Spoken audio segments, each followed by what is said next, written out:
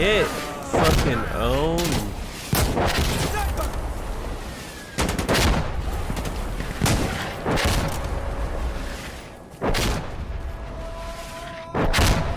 Damn, I don't know what the fuck just went in me right now.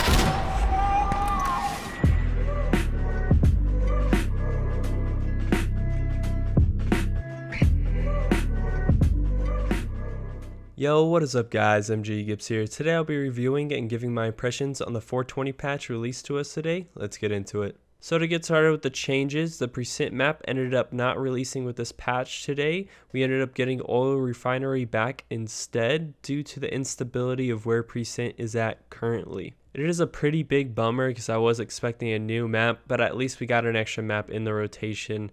And if some of you haven't gotten the game since early alpha, then you're going to really like this map, especially with the changes that they made to it. It's going to be really fun. So the new alpha AK rifle is awesome. I love it. It's probably my new favorite gun for the insurgency side now. Gameplay is in the description below. Make sure to check that out. The best way to describe this gun is to say that it's very similar to the MK18 for the security. It's just a really good assault rifle for close to medium ranges, and you can run and gun with it just like the MK18. They're both very similar on how they shoot, on the rate of fire, just how the gun feels overall, and they're both very good assault rifles, so they do share a lot of similarities. If you like the MK18, you're going to love this gun. Up next, I want to talk about map balancing, because I feel like this is a really good subject that they handled pretty well with this patch. So for the game mode push, they ended up adding an extra objective for most of the maps. There's a few with 3 objectives and then the last resort, but most of them are now 4 objectives in the last resort. And they also have map changes, so they changed certain lanes of the map to better fit the situations for either attacking or defending. So the best example was the map Hideout, and this is for the attacking side. When you're attacking the bridge to reach the first objective, there's like a makeshift fence made out of like scrap metal and old brick, and you have to go all the way around it, reach the actual bridge itself just to go down into the river, and it was kind of a hassle. You had a huge likeliness of getting sniped from the other side while doing so.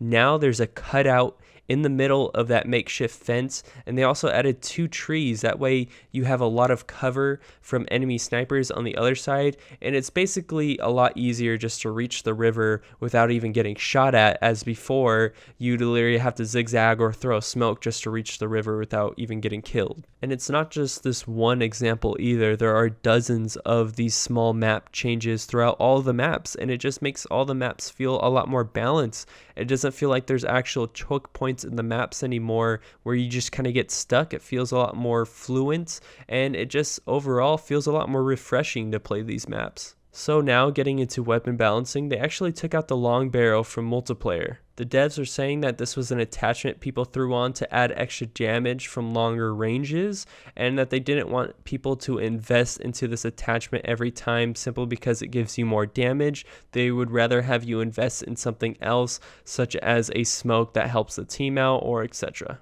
There's also changes in recoil in basically all of the guns. So depending on the caliber of the gun is going to show in the recoil. So the 7.62 guns are going to have a lot larger of a kick than the 5.56, and they also increase the LMGs overall in general, specifically because they wanted you to stay with the bipod rather than free gunning it. Overall, with the recoil changes, it was a significant difference. Every gun now feels different from the previous version of the game, and it's going to take some getting used to. I will admit, I kind of like this change in a way. It now feels like a huge difference between a 7.62 gun and a 5.56. It feels like you're shooting 2 different guns within the game, and it doesn't feel as similar as it once was before, and I feel like that's what they're targeting due to the caliber of the bullets on specific guns.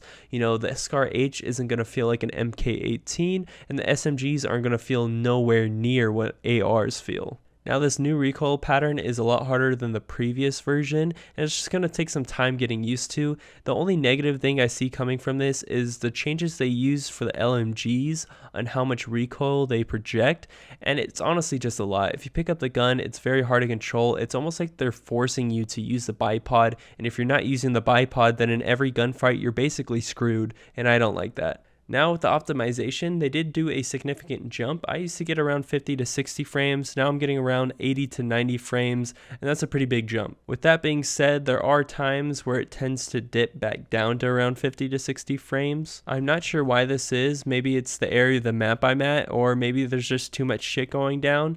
Whatever it is, it frequently happens throughout all the matches I've been in, and it happens at least 2 or 3 times occasionally. Onto the dedicated community server and server browser. This is probably the most disappointing thing throughout this whole patch. So what I expected from this was that there's going to be a huge listing of community servers that I could choose from, and I can just join that one server and stay in that same lobby even when the match ends. So if the match ended, it would continue on to the next map with that same exact lobby. This is not the case. It's back to the old way. I still have to go to the main menu, press find a match, and it doesn't guarantee me whether I'm joining a new match or a match that's about to end. And then when that match ends again, I have to leave back to the main menu again and repeat the process all over again. It's very annoying, very disappointing.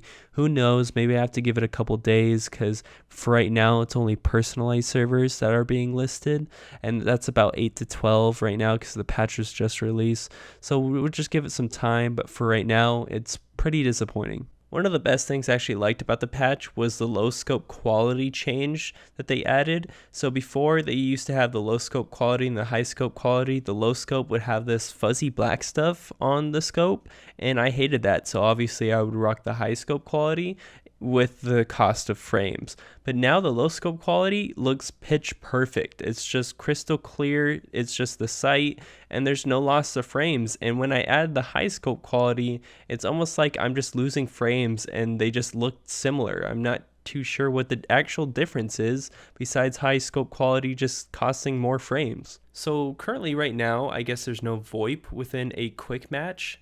I'm not sure why that is. And then there is also a new fix. You can now mute everybody in your lobby. So that's pretty cool. You know, I was pretty annoyed with a lot of random people using a lot of racial slurs, so that hopefully fixes that. So this is a pretty big patch overall. There was a couple pages of patch notes, and of course I did not go through them all, simply because I only went through the stuff that I thought was most important and I thought you would like to hear. If you do really want to take a look and seeing every little detail that I missed, be sure to go ahead, check out the description down below. I'll leave the patch notes there. Besides all that, guys, I hope you enjoyed the video. This is MG Gibbs. I'm out. Deuces.